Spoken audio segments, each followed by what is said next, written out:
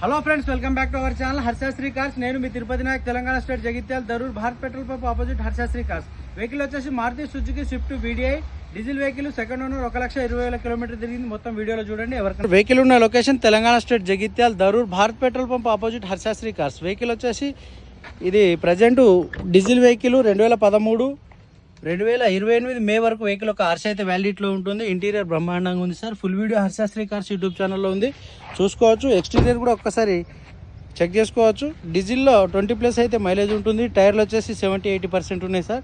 Engine పరంగా ఎటువంటి accident vehicle కాదు. మల్టిపుల్ స్క్రాచెస్ ఉంటే చిన్న చిన్న మైనర్ టచ్ అప్స్ ఉన్నాయి.